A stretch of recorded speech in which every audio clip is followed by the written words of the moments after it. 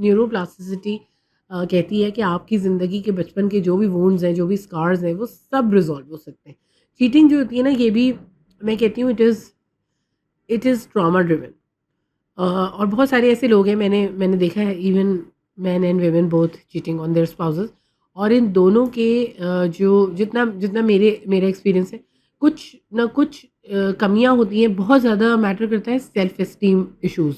और cheating is not always to hurt the spouse. अक्सर you love your spouse, you don't even want to leave them.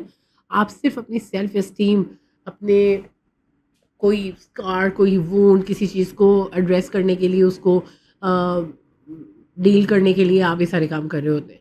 तो अब ज़ाहिर है वही बात वही हो गई कि स्पाउस को कैसे पता हो कि आपके क्या स्कार्स हैं, आपके क्या सेल्फ एस्टीम इश्यूज़ हैं, और कहाँ तक उसका फ़र्ज़ है इस चीज़ को बर्दाश्त करना।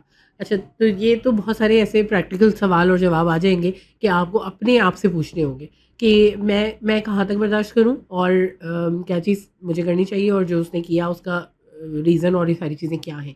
अच्छा, दूसरी चीज़, ट्रस्ट दोबारा कमिटमेंट दोबारा होना बिल्कुल पॉसिबल है। I have seen it with my own eyes. और मैं सबसे पहले ये कहती हूँ कि अल्लाह की ज़ात पे आपको भरोसा रखना है।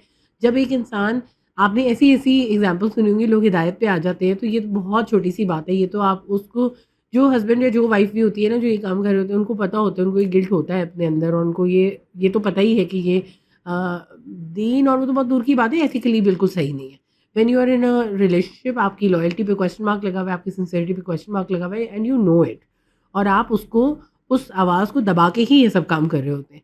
तो जब एक इंसान को बिल्कुल किसी चीज़ के बारे में नहीं पता, उसको हिदायत मिल सकती है, तो ये तो एक ऐसी चीज़ है जिसमें अगर उस इंसान को सही बात बताई जाए, या वक़्त आए ऐसा कि उसको रियलाइज़ हो, हर चीज़ का कोई रॉक बॉटम होता है, तो बिल्कुल पॉसिबिलिटी है कि दे कम बैक टू द यानी अपनी जो लाइफ के कमिटमेंट्स हैं और रॉयल्टी है, उन सारी चीज़ों पे वापस आएँ। तो ये बिल्कुल पॉसिबल है। अब बात ये है कि हम उसमें क्या करते हैं, क्या हम उसको पुश करते हैं, उसको ज़बरदस्ती करने की कोशिश करते हैं, या आप इंतज़ार करना चाहते हैं, ये सारी चीज़ें आपके ऊपर डिपेंड करती हैं।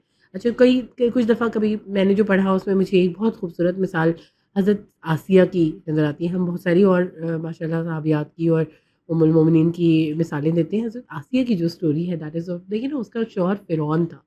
फ़िरौन में कौन-सी बुराई नहीं थी। जो इंसान खुदा बनना चाहता है और अपने आप को खुदा के स्टेटस पे रखता है, आप सोचिए नार्सिसिज़्म की इंतहा होगी। और हराम होते थे इनके तो, चीटिंग तो that was part of the culture.